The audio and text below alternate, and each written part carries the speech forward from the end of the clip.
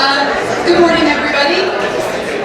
Thank you for coming out. I am Ann Smith, and I am the new Chamber Director here for Oskaloosa and Mahaska County. And welcome to our first Eggs and Issues. And I'm going to introduce our speaker, our moderator, Tom Riley, and then he will take it from here. So thank you once again for coming. Thank you, Ann, and it's great to be back here for another kickoff of the 2018 Eggs and Issues. I think this is the actual premier political forum in Iowa, and I say that, and I'm not exaggerating when I say so. You guys all make that with wonderful questions and enthusiasm and really pressing and trying to understand the issues. So hopefully we're going to have another great session this year and another great season of Eggs and Issues. But before we start, I'm going to invite our color guard from American Legion Post 34 to come up for our Pledge of Allegiance. Please stand.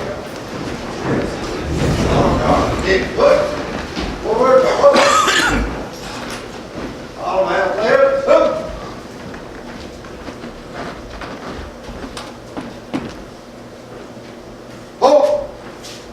Post colors.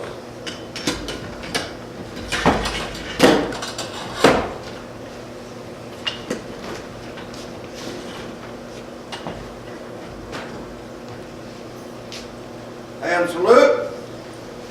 Please join me in the Pledge of Allegiance.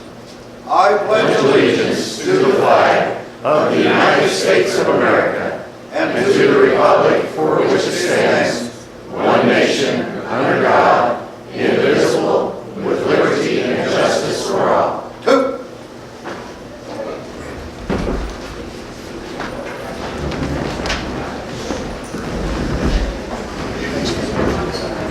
Thanks, Jim. Thanks for your service. Before we kick off, again, my name is Tom Riley. I'll be moderating for today. Just a couple of simple ground rules. We all know politics can get a little heated sometimes, so I just ask us to try to be polite, be courteous, and be respectful. Believe me, I know what it's like to be up there with these gentlemen. I feel like these questions are not easy to do. So show them some respect. And in return, they're going to show you respect with giving you straightforward, honest answers. And, so let's kick this thing off. I'd like to, first of all, we have Mayor Dave Crestfeld and our Supervisor Lily Van Wilden. And I think, first of all, we're just going to have them a chance to give us an update on what's going on in Oskaloosa and Mahaska County, and then we'll start off with your questions. Gentlemen? Well, good morning. Morning, everyone, and welcome to it. Thank you for coming out on a very cold morning.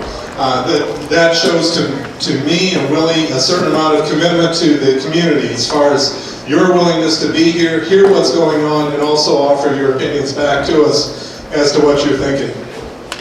You will find scattered around here in the areas what we call Oskaloosa Today. This is a handout that we have done for a number of years. We use it for Eggs and Issues, but we also keep it at the City Hall.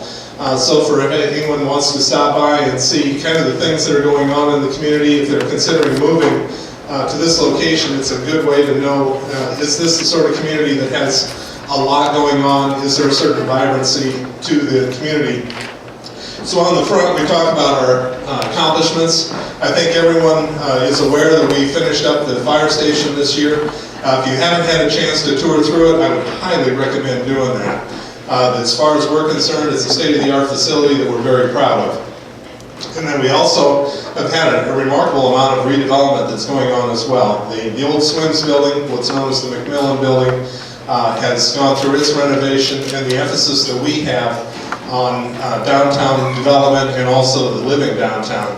On the back side of it, we go on further to talk about some of the stuff that people consider a little less interesting, but boy, is that expensive.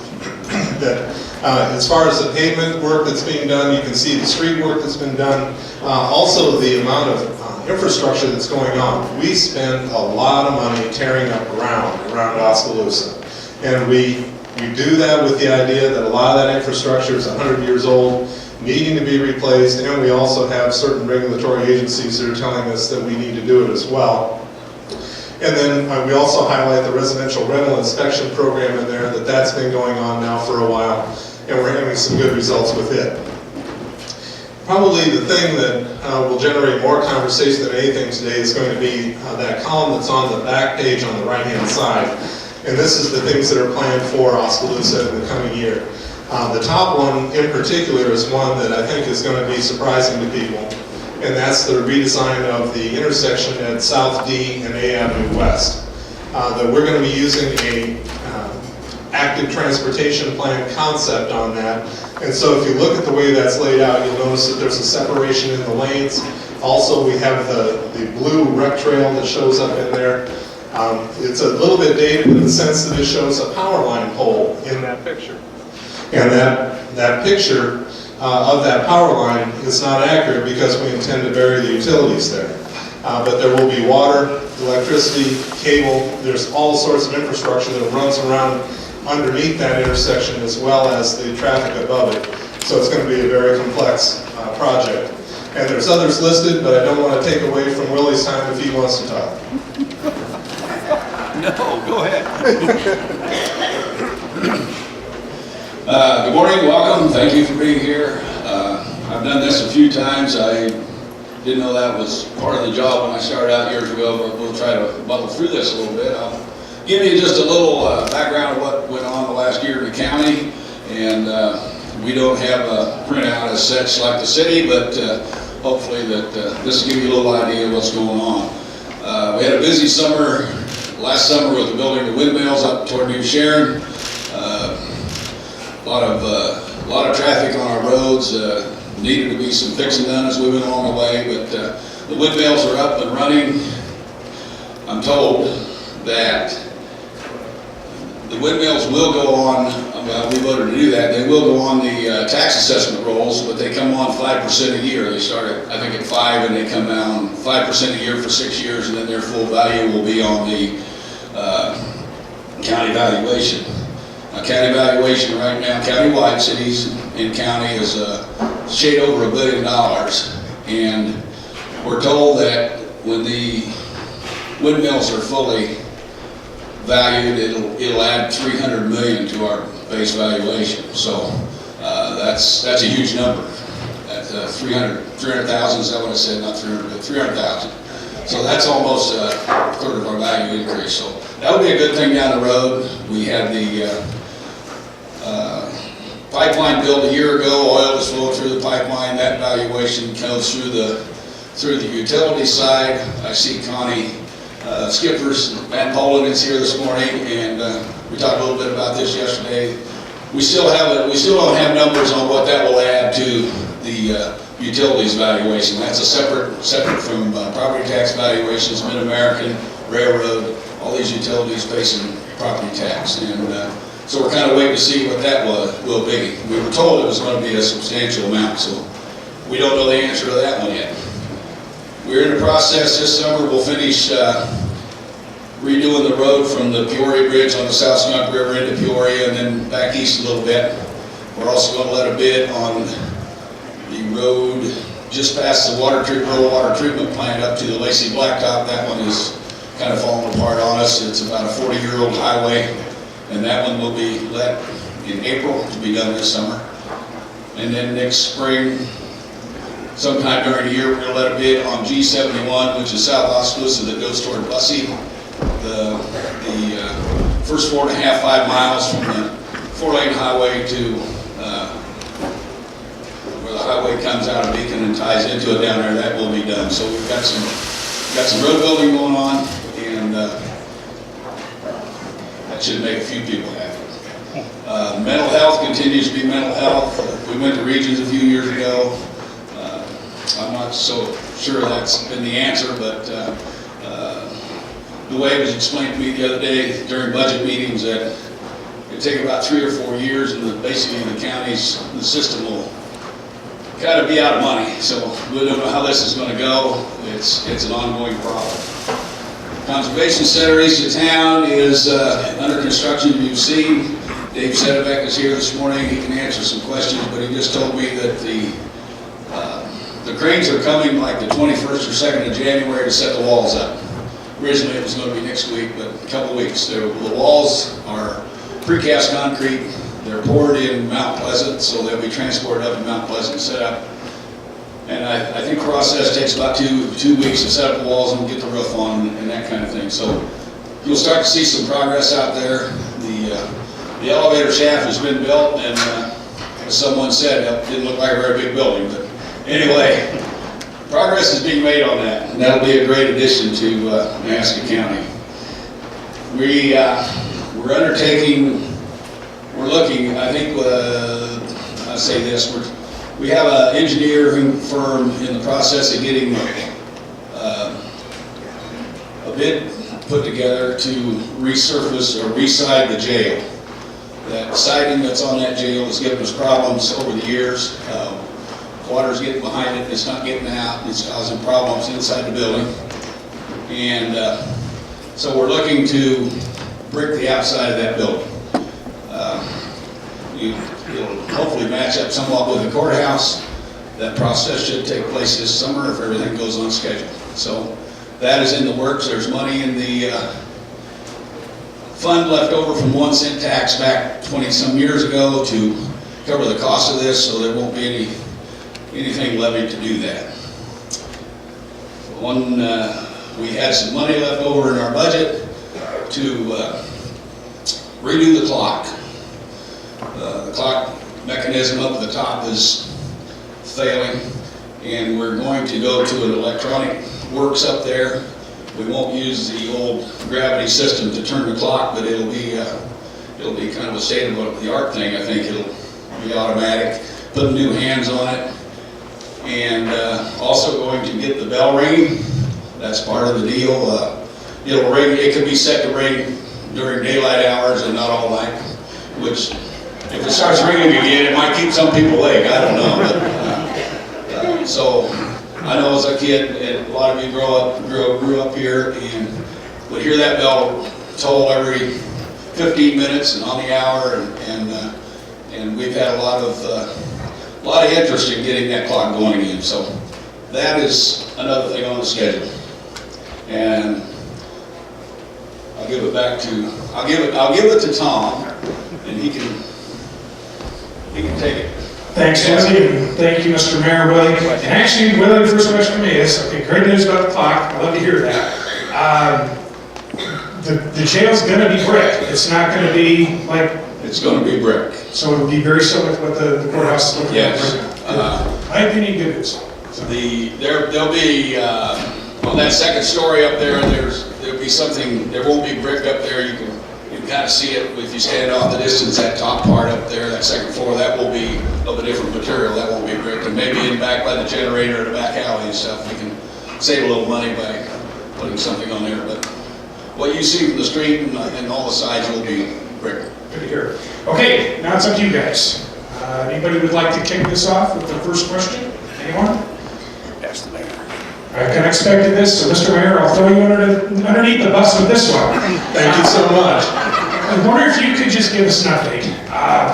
This is a very touchy, and it affects everybody, issue. The water bill, the water rates, the water and sewer rates. They're climbing significantly, they have been. It looks like they will, and they are going to again. I was wondering if you can kind of give us an education as to why this is. What's driving this? What are some alternatives? Are there going to be alternatives as opposed to rate increases?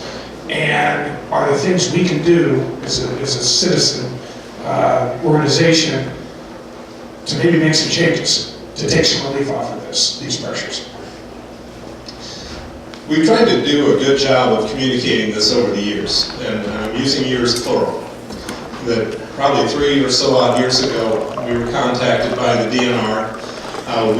The city of Oskaloosa is basically on a list that from the federal government, they go down to the states and say, okay, we've got a problem down at the Gulf of Mexico. There's a dead zone there. That dead zone has a lot of nutrients in it. And so what we would call fertilizers here, and those are coming down the Mississippi River. So anybody that's feeding into that Mississippi River needs to be controlled. So looking back up the Mississippi River, you see that there's a tributary that comes through the state of Iowa, and a number of cities feed into it. All of the cities that are on that river, whatever you want to call it, became targeted at one point or another by the by the EPA to the DNR, then finally down to us, saying that these communities all need to have some sort of a nutrient strategy in order to clean up their water. Fine. So a number of other cities have gotten before us, Ottumwa in particular, and so there are multi-million-dollar projects that are being handed down. So we got our notification a few years ago that here it comes. We had been working on an expired permit for our wastewater operations, and that was okay at the time, and everybody was okay with that, but we knew that it was going to change. So here come the changes. And so a study needed to be done as to, well, what's happening with the stormwater? What's happening with sanitary sewer? What condition are those systems in, and what kind of water quality is going out into the environment? When the study was done, we found that, no surprise, with a 100-year-old system, that there were a number of issues with it having to do with inflow and infiltration. You hear the acronym I&I used a lot. And what that is just little cracks that are in the system that allows external water to get in or allows the water in there to get out, contaminating systems. And so those all need to be fixed. So that gets handed down. You think, okay, well, if the feds are going to be the ones handing down this requirement, they better be involved in helping finance it. And so what they do with smaller communities is they say, yes, we do have an option here. We can offer you a certain amount of grants, we can offer you some loans, and however, we will also take a measurement of your community and say, here is what your people can afford to pay for their rates, and ratchet it right up to the top. And then they come in with their financing. As a citizen of the federal part of the government, I think that's a good approach. I don't want too much of my money going into somebody else's community. For cities like Oskaloosa, they say, we're not going to do that. You guys have enough people that you can afford to pay for this on your own. Okay, so then you have an objective that's handed down to the city council. Revamp your stormwater systems. Revamp your sanitary sewer systems. And while you're at it, you're going to also revamp your wastewater treatment facilities. So the initial numbers that we're working with at this point are about $30 million. What are you going to do? You can come up with a number of approaches that say, okay, well, we know first off that there's a certain amount of work that needs to be done, and so we can do some borrowing to get that started. But then on the same hand, you also know that everybody's going to have to pay for this, me as well as anybody else. The entire council is looking at their bills going up as we confront this problem. So what is the proper thing to do? Well, you've got to get the money somehow. And so rates are really the only direction you can go. From time to time, people get confused on that. They think, well, it's all one big pot of money that's coming into the city, and so you've got sewer rates, you've got property taxes, you've got all this other stuff. And so you hear comments made like, well, okay, in order to pay for this airport, they have to raise the sewer rates. No, that's not the way that works. So, think about your own home finances. If you know you've got a big bill coming up, do you start sacking up a little bit of money ahead of time? If you're prudent, you do. So that way you know that when the time comes, you don't have to borrow quite so much money, and you also have a certain discipline that you're living with already. And so that's the approach that the council has taken, is that we know we need to get the rates up to a certain level to be able to pay for all of these improvements. Now, how do you do that? And so we had a series of incremental increases. You could, and from time to time you hear financial planners do this, say, have one great big one, and then everybody will just yip about it and then get comfortable with it, and that's not the approach the council wanted to take. And so we had a series of larger increases than what anybody would want. When we're used to 3% and 5% increases, now we're talking 20s. But the point was that we wanted to raise those rates in such a way that people can make adjustments in their own budgets and get comfortable with that, knowing that we had more to go. On the last go-round, we decided to do the last big one for the sewer rates.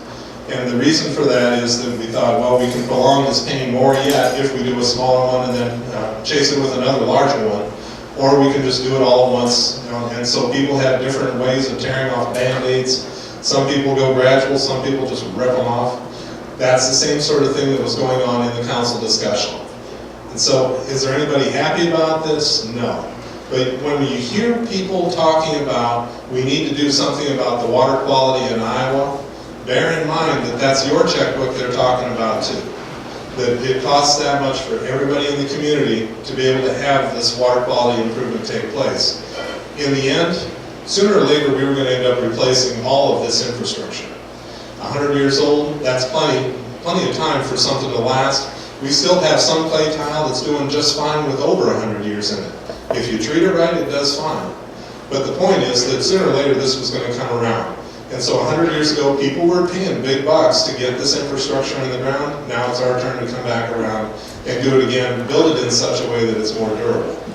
Now the water rates are going along the same sort of thing, where they have their own infrastructure to work with. That's separate from the stormwater and the sanitary sewer. But likewise, they're going through the same sort of thing in a much smaller manner. And so that's the reason for the rate increases that we see on the water side. But they aren't as great as what they are for sewer. Question, what can we do about it? Well, in probably about more than that, probably 5 or 6 months ago, the city of Oskaloosa was being told that we had to do a better job of getting our water purified. And the best way to do that is using ultraviolet light. You shine that into the water as it's flowing, and then it disinfects it. And so the clock that was ticking on that said that we need to get that installed this year. And so we were making efforts through our city manager to get that requirement pulled back. That if we were going to be redoing our wastewater treatment plants by the year 2030, in fact, probably before that, if we were going to be doing our wastewater treatment plants by then, could we delay buying that piece of equipment? It was over $1 million at the time. Could we delay that until we were doing the wastewater treatment plant upgrade? And at the very last minute, they said yes. So we were able to defer $1 million worth of expense right now and be able to spend it later when it's a little bit more prudent. Those are the efforts that are being made at the city side. As far as me as a consumer, I'm paying attention to the way that I use water in the house. So if you want to control your bill, the way you do it is through consumption. So if you're watering your lawn, if you're not going to be paying a sewer bill on that, but it is a water bill that you pay. If you're using appliances that take a lot of water, you might want to be thinking about, is there a way to skinny that down a bit? I mean, those are the sort of things that we do at the consumer level. But from the community level, from the city council level, they're all very much aware through their own pocketbook that this has an impact on everybody in the community. And we apologize, we try to communicate it, but on the other hand, we're backed up against the wall. The folks from DMR, if you try to negotiate with them or if you tell them no, you have to acknowledge their authority. And so telling them no, it really invites a fight. And there's probably a zealot or two in Des Moines who would love to make a name for themselves by going after a community who challenges their authority. So we don't want to be that person. We apologize for what has to happen, but as it comes out, it has to happen. Thanks, Mr. Mayor, and if it's any consolation, I made a nice contribution to the water fund over Christmas. Before we left, Mary said, take the hose outside the house. I said, yeah, forgot. Came back to a nice little skating rink in my backyard, so I did my part to make a pretty sizable contribution to your water fund. Thank you so much. Anybody have any questions right now? Anybody on city or county issues? Anyway. All right. Number 2, could you give us, either one of you, could you give us an update on the rec center? We passed, as part of the sales tax, there is a rec center that is being proposed. Do you have an update on something, on that issue? Yeah. That has been a project that has been really slow going. You remember the vote that took place, right? That we had it on the city side and we voted 75% of that local option sales tax. So that gets you about $10, $11 million. And then on from the school board, we heard that yes, we're willing to put some money into that. And so tentative discussions, just for discussion, was around $7 million. That gets us to 18. Okay? Then we had a vote out in the county side, asking for a slice of that to come off, looking for 6. Because with all of the work that's been done for all the people who had multiple opportunities to put their opinion in as to what this rec center should have in it, thank you so much. So we took all of those opinions together, built a rough idea of what that facility would cost, and it came to $24 million. So we needed that 6 from the county. The vote didn't turn out that way. We didn't get the 6. So okay, let's see what we can do. So we came back and started working on, well, what can we do for 18? And then, and so we're working with that concept, working with an outfit called GROW. GROW is associated with the YMCA. GROW is in the business of building YMCAs. So if you were looking for best practices for an adult rec center, and while you're at it, they also get involved in the daycares that are done around the country. They have learned through probably over 1,000 separate buildings that are constructed what the best practices are. So we asked them, what is your guidance that you would give us for this facility? So GROW, through our membership, the YMCA is plugged into YUSA.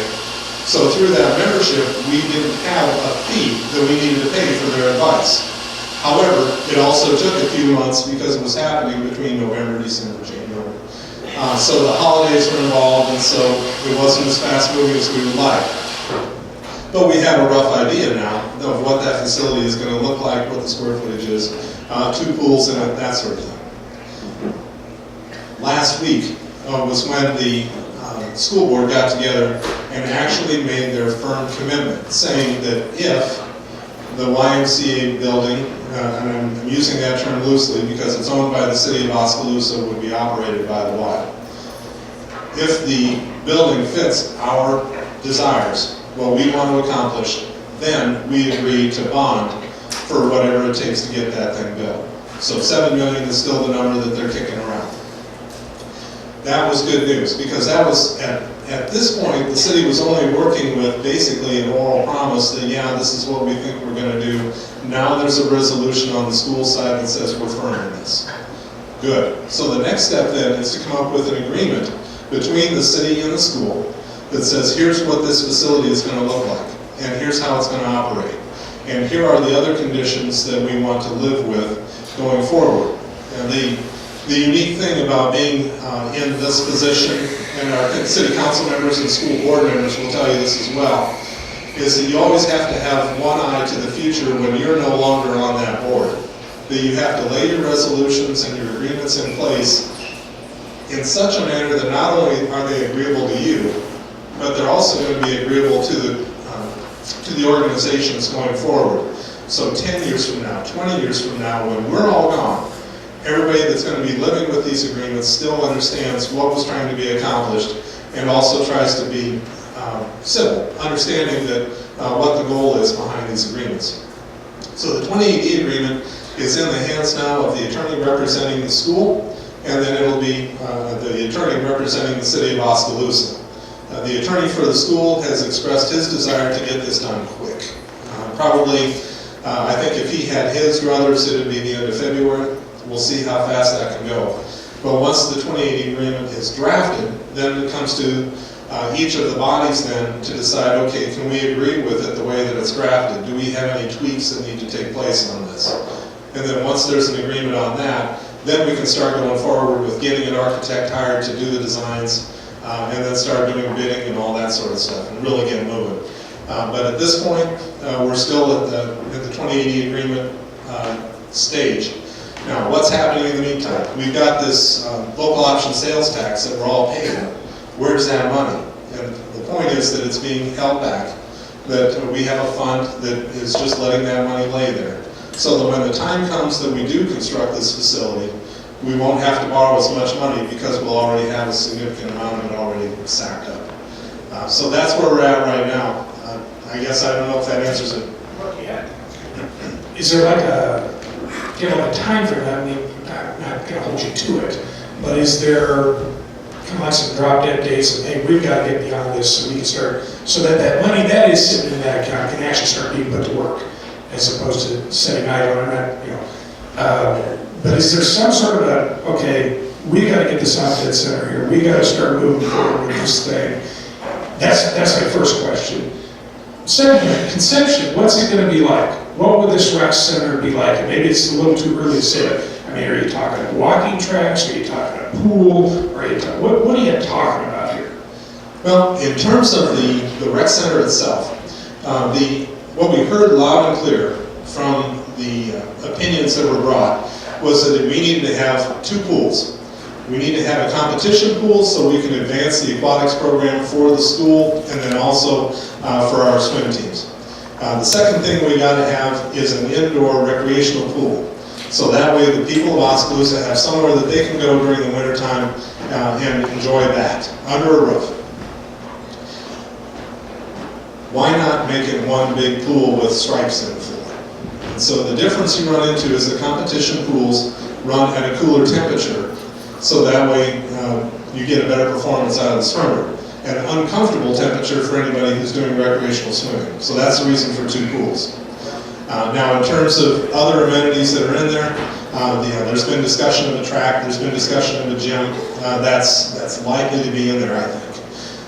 In terms of the other amenities, meeting areas, offices, there's been some discussion of even having some sort of a test kitchen in there, so that when groups are getting together in the community, they have an opportunity to be able to do the sorts of things that just add a little bit to the culture of Oskaloosa. Tucked into the other side of that is where all of the daycare and then early childhood education is going to be at. That can be very expensive. There are standards as to how you build those rooms. And so how many restrooms, how are they designed? What about the design of all of the facilities? Making it a safe environment and making it designed in a smart way such that it addresses all of the security issues that are typically found in the school system. Those are the rough things that we're looking at this point. Thank you. Any questions? Anything anybody wants to say? Yes, Ken. And I finally get to be Phil Donahue in one arm of the audience. This is awesome. Oh, I told you I have to hold this. I was distracted. Don't get up. Where does William Camp fit into the rec center? I know they don't have a lot of extra funds and so forth, but they do have a tax center. I wonder if there's coordination going on about use of those facilities. William Penn is at the table as far as knowing what's going on there. The opportunity for coordination is certainly there. But as far as how it figures into the tax center, at this point there's a separation between the city and the university. Any other questions? I feel like we should just sit down and have coffee. This is fine. It's a good conversation. Wonder if you can get us an update on what's going on with the regional airport. There's a couple of things going on. Regional Airport has passed its environmental study. I think everybody was aware of that. It made its way into the newspapers last summer. And so we progressed next into property acquisition. The property acquisition takes place, the way that it generally works is that there are 2 appraisals that are done, one on the part of the property owner, another on the part of the airport commission. And then based off of those 2 appraisals, there is a negotiation that takes place as far as the purchase of that property. To finance that, what there is a 90% match that comes from the federal government. The federal government says that's fine. What we will do is we will have you write the check first, and then when we agree, we will write a check back to you for 90%. So you need to have kind of a deep checkbook in order to make that work. The city of Pella has the cash. They've got it sitting in an account, they're ready to write their check. The city of Oskaloosa is going to be financing that through the sale of property of the old airport. And so this last week you would have seen that there was an article discussing the meeting that took place at the airport commission down there where that was brought up and talked about. And so there are, and I don't have a map of it here, but there, if you look at the way that the Oskaloosa airport is laid out, there are a number of sections of farm ground around the runway and buildings. Those need to be sold off to scare up the cash in order for the city of Oskaloosa to write the checks. And so permission to do that comes from the city council, but it also comes under the approval of the FAA. They have given us tentative approval that, yep, that's fine with us. However, as you sell that ground, you cannot in any way hurt the operations of the Oskaloosa Airport. And so we have to be strategic in the way that we sell that ground off. But that is the intention of the city of Oskaloosa to do that. Now, it's going to take us a year or so to get that ground sold, but that is the intention of what we're doing. And so in terms of how fast is this all going to happen, we're still probably talking 2 or 3 years before we'll have construction of the regional airport, but it is progressing ahead, as pretty much expected. There were a number of, these things never go perfect, and when we first started talking about this, we were hoping that we could have our first landing of an airplane in 2020, and I don't think that's going to happen. It's probably a couple of years beyond that. Any questions? Well, you've been sitting there just kind of enjoying everything. A couple things. Is the windmill project, is it Mid-America that's doing the windmill project? Yeah, a separate company built it. But, It's Mid-America, no. Is there a future expansion of that you know of, or is that completed? That's complete because, yesterday Mick King, I was at a meeting, Mick King was there, and these 84 windmills max out the line it feeds into, okay? Now they're building some in Powesheik County, they're started. They're gonna build like twice as many in Powesheik County, but they have a bigger feeder line to go into. And that'll be taking place now through the summer, so we're maxed. A major topic in the sales tax review, we talked about the recreation center. Something in the county was roads. So why don't you kind of give us an update on what's the status of the 5-year program, or what's going on with the county roads as far as roads and bridges? What's your future? What have you been doing? What has been done?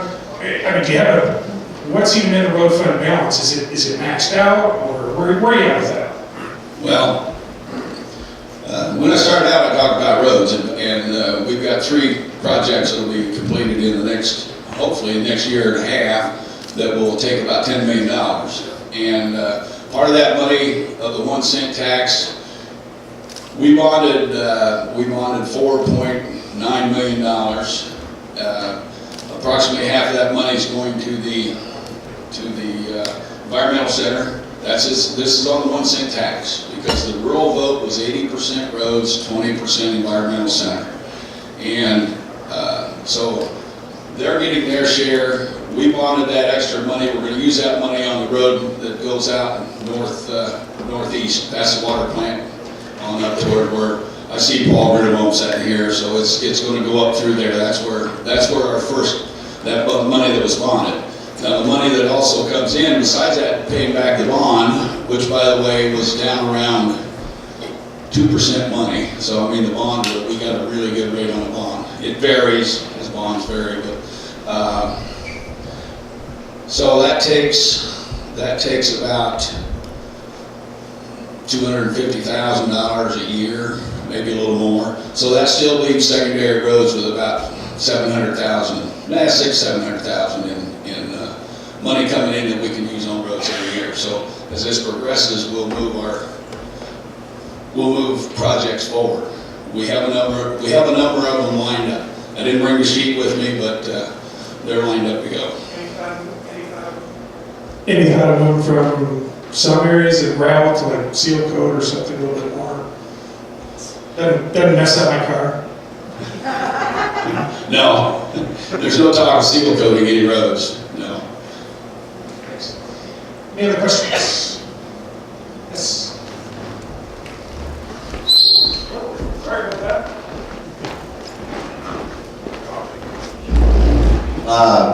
Mayor, in regards to the sale of the Oskaloosa Airport, we know that the federal government granted that land to the city of Oskaloosa. Now, are there any strings attached to the federal government on the sale of this?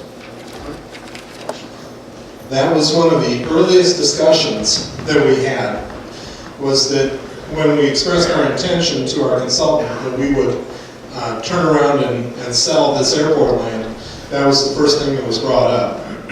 And so we went back to the deed at the time and saw where, in order for the city of Oskaloosa to sell that ground, it had to be done with the permission of the U.S. Congress. So it literally took an act of Congress in order for us to get permission to do this. We got that done. However, what they did was kick it over to the FAA and say, as soon as it's okay with the FAA, then it's good to go. And so we're having that communication with the FAA, saying that it's our intention to do this, and they are saying, yes, that's fine with us. However, you have to maintain the operations of that airport while this is going on. You have to make sure that that airport is operating effectively. So yeah, it was an area that we had to get into. So if you can imagine the personalities of the day trying to come up with this and seeing the kind of obstacles that were laying out there, but also the determination to do it, that gives you some idea of the anxiety that was going on at the time. Any other questions? Mr. Mayor, ask you another question. We obviously have seen a lot of improvements in the downtown area as a result of the recent grant program, which I actually participated in. I'm incredibly thankful for that, because I think it truly is a real shot in the arm for Oskaloosa. I think it's beautifying our downtown. It's going to raise our property tax valuation. I think there's a tremendous amount of good things going on. It's my understanding they're looking at maybe doing a phase 2, or where are we at with this project? Yeah, we have. You're exactly right. The first wave that we did is going to be coming to completion this coming year, and we've been getting a lot of really good comments from people saying that they're very impressed with the work that's being done. A lot of that goes to Curtis Design, where they were involved with saying this is what we think would be a good idea. And then also just the workmanship that's being done, and the little discovery stained glass every now and then that shows up that we didn't know was there. So there's been some pleasant things that happen. So when you've got a good thing going, you do it again, do it some more. And so that's what we've got in mind. If you've been to Ottumwa, you know what their downtown looks like. That wasn't done with a single improvement grant, and likewise Oskaloosa is using the same sort of tools that they did. We have a second one in the hopper that's applied for. We haven't got it yet, but it's applied for. And the word that we're getting from the people involved saying, you guys have done the best job this year of anybody. And so you've shown us that you do an effective job with your program. We think this is a go for the next one, but the ink isn't dry. In fact, it's not even written yet on the approval, but the grant is in. So yeah, the west and south side of the square. Think about that. Those are the areas that are being targeted. We've got real good involvement from the property owners saying that they're interested. Like anything else, interest is one thing, but actually committing is another. And so we need to get the grant first. The idea is to spend a little bit more money per property, but do it on less properties. So we're going to be strategic in the way that we approach this. But yeah, there's more improvement on the way. And in my opinion, it just helps with the downtown feel, the culture, and also I think it telegraphs to visitors to town what our level of contentment is, or what is it that Oskaloosa says is good enough. That we're starting to see where, you know what, we can make some improvements here and let people know that there's a certain level of excellence that we expect of ourselves. And so with that culture, I think we're only headed for better things. Any other questions? Okay. Well, we're probably going to start winding down here. And before you, I'm going to kind of hopefully get your Toastmasters training, because I'm going to throw something to you. Hope you can improvise here. Give us kind of a vision of where you see what you guys would like to see, both Mahaska County and Oskaloosa. What's going to happen over the next year, or the next 5 years? What would you like to see going in the future? What are some of the goals? What are some of the dreams that you would see for both Oskaloosa and Mahaska County? You want me to go first? That's why I gave you the I figured that. I think one thing that comes to mind, just not knowing this was coming, but that's all right, Tom.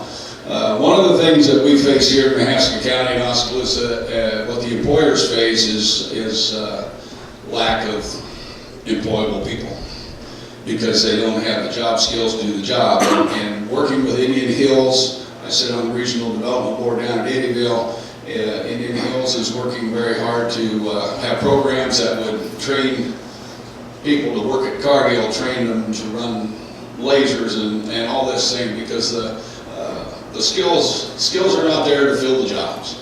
And there are some programs where kids coming out of high school can enroll in these apprenticeship programs. They go to Indian Hills, they can work for the employer, come out with very little college debt, and come out with decent jobs. And I think that Mahaska County and Oskaloosa, we have to work with these people to ensure that's an ongoing program. I think that's very important, because jobs keep Oskaloosa vibrant, keep Mahaska County going. I think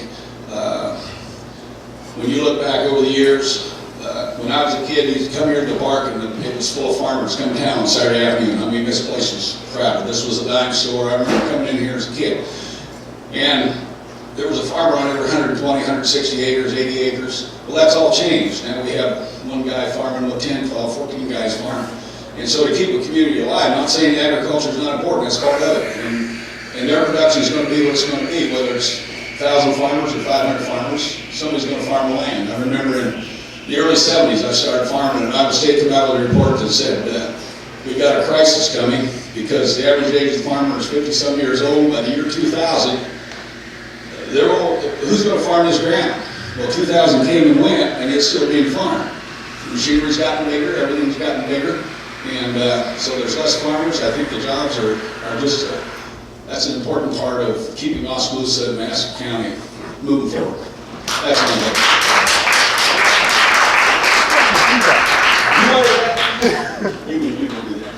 I think we still have to continue with our infrastructure. There are some, they're talking about the Northwest Bypass.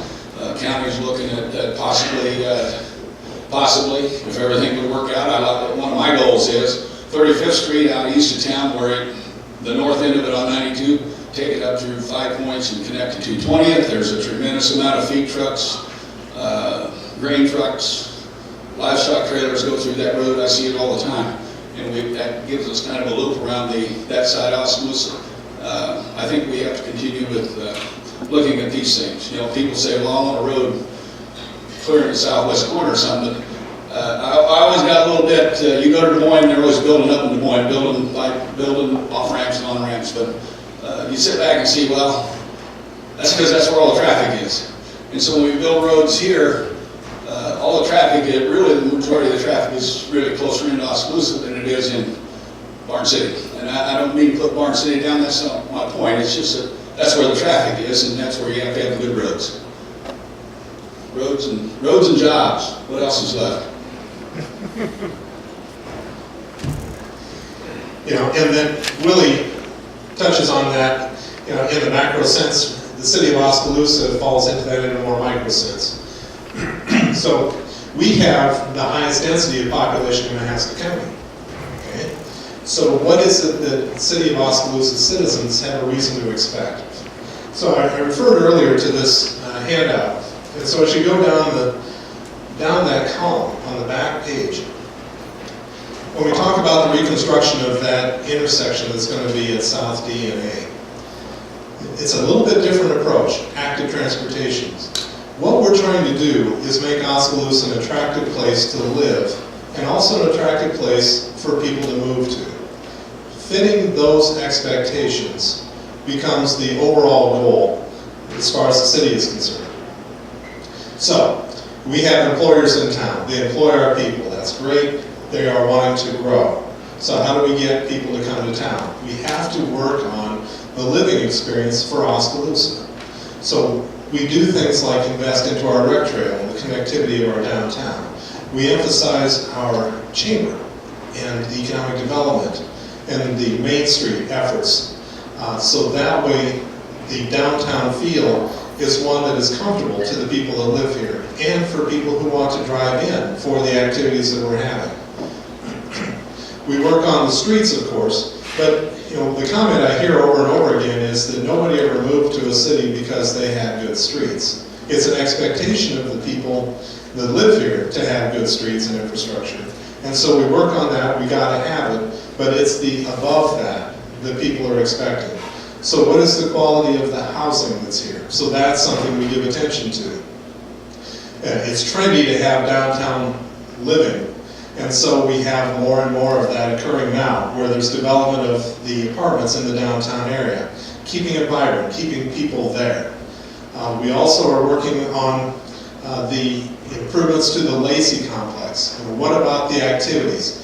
If you're going to be employing people as new employees, there's a high likelihood they're either going to have a family or they're going to want to have one when they, as they live in Oskaloosa. And the Lacey complex has a lot to do with that. Something I did not mention is that we'll be paving roads out at the Lacey complex this year.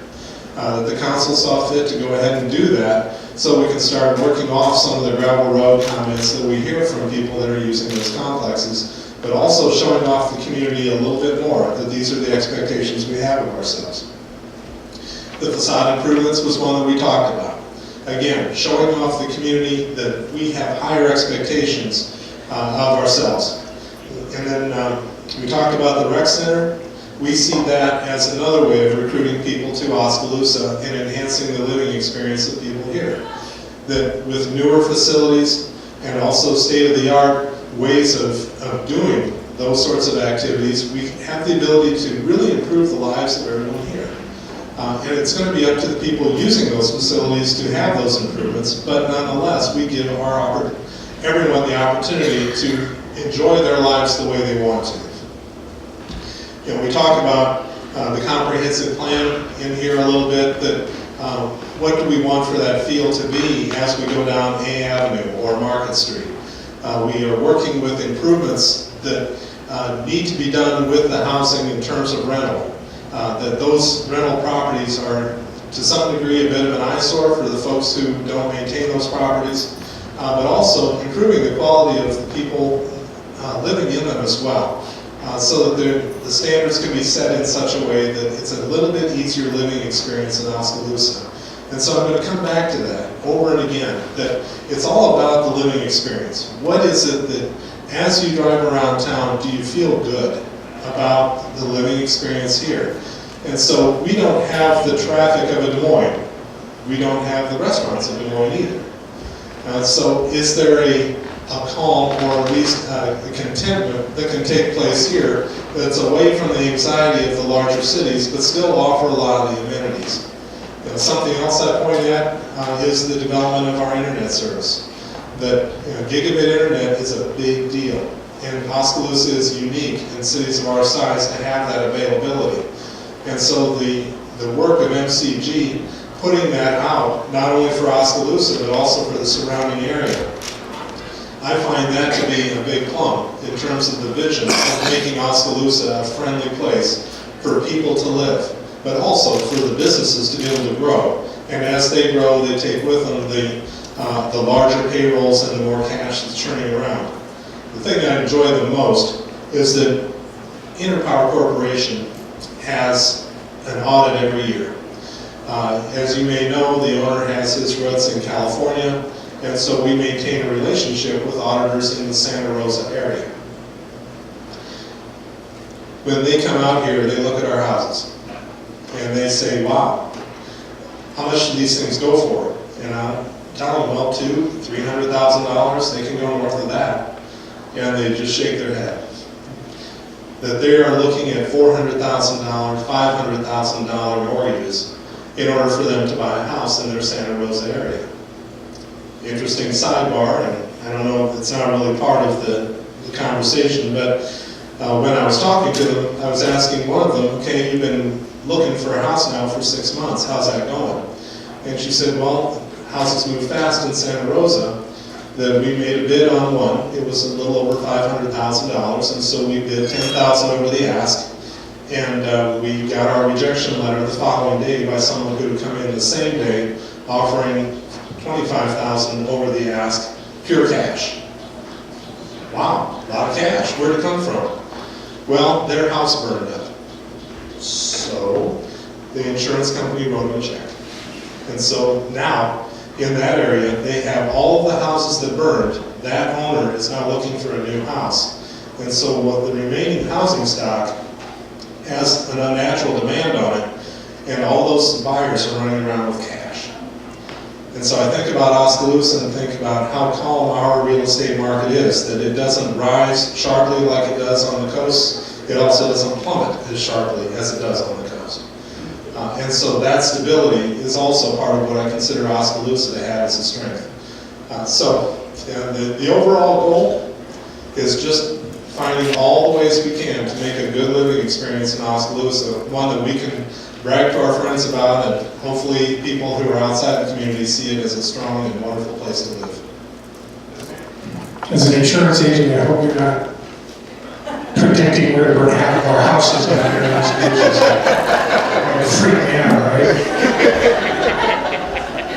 Gentlemen, you did a great job. Thank you very much.